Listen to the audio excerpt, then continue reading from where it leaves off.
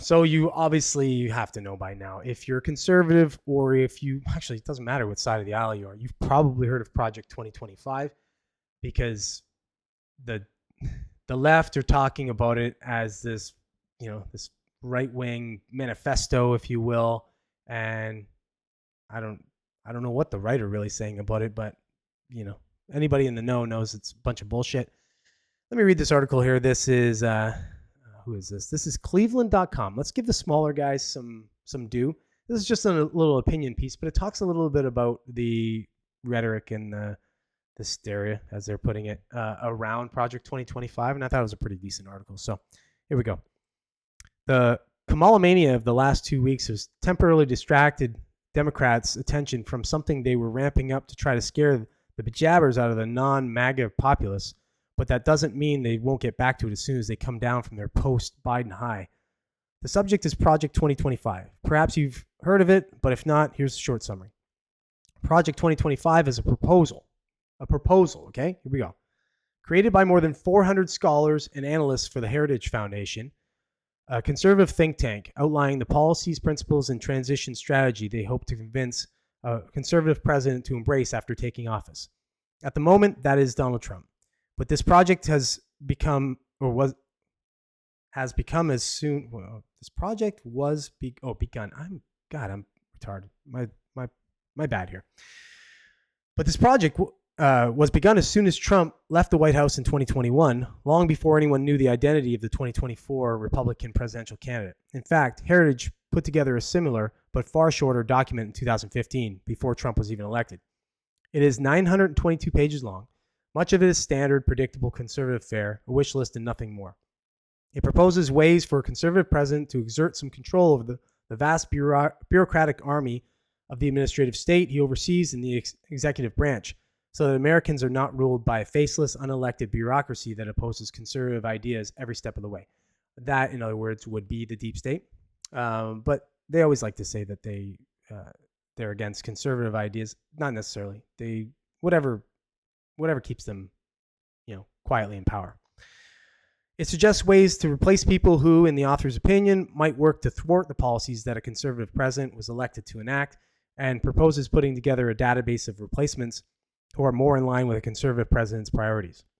It further suggests things like lowering the corporate tax rate, tying more welfare programs to work, deregulating health insurance markets, expanding Medicare Advantage plans, increasing U.S. energy production, and more funding for a wall along the southern border. All long-standing conservative positions. And from my point of view, seemingly common sense, but okay. It also includes proposals that are anathema to the left. I don't know what that word means, but okay. I guess against the left.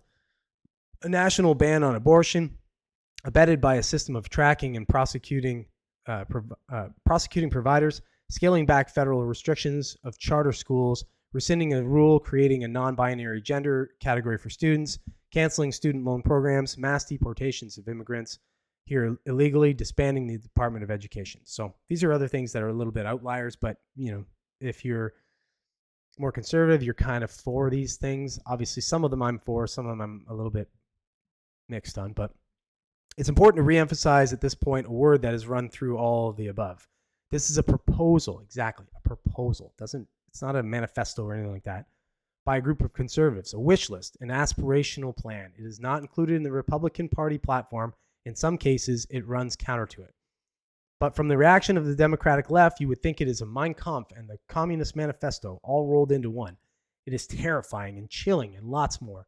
And they speak of it as though it will be all be put into place the moment Trump takes office. All this despite the fact that some of it is unconstitutional and that Trump denies having anything to do with it. I know nothing about Project 2025. I have no idea who is behind it, he wrote on Truth Social. And if you watch Tim Pool, his podcast or anything, he actually talked to the guys, some of the creators of it, and they say it had nothing to do with Trump. They just made this thing and whatever, right? Like they would hope that Trump would go along with some of it and such, or at least some of it, if not all of it, but he had nothing really to do with it. But of course, that's irrelevant. They're going to tie Trump to it, and they're going to tie it as some kind of weird manifesto. That's just the way you scare people. Well, you can believe it or not, it strains credulity to think that he knows nothing about it. Those are two words now that I'm not really aware of. Credulity. Given that the head of the project, Paul Dans, and many other contributors worked in the Trump administration. But Trump added that I disagree with some of the things they're saying, and some of the things they're saying are absolutely ridiculous and abysmal. That might include the abortion piece. According to the Wall Street Journal, Project 2025 mentions abortion nearly 200 times, but unlike over the past 40 years, the subject gets nary a mention in the official party platform. In the wake of the Supreme Court Dobbs decision that overturned Roe v. Wade and votes in several states, including Ohio, affirming abortion rights, Trump's official position is now to leave decisions to the states and oppose a federal ban, which is a good place to be. This goes on for quite a while. So here we go. I'll just read this part here. So it says, liberals should think about Project 2025 the same way conservatives think about a more leftist policy proposal like the Green New Deal. It's an aspirational policy framework led by the most ardent ideologues on one side of the aisle, and it's one that contains a mix of good ideas, bad ideas, and unrealistic proposals that won't ever see the light of day. And if you are on the other side of the aisle from the drafters of these proposals, I think it's totally fair to focus on those bad ideas and be concerned about them. But my advice is not to fall for the hysteria. I'm guessing the politicians and columnists stirring the pot already know that and are simply using it to club the other side. Don't let them distract you from the far more important issues of the campaign. So, very smart sum up at the end there.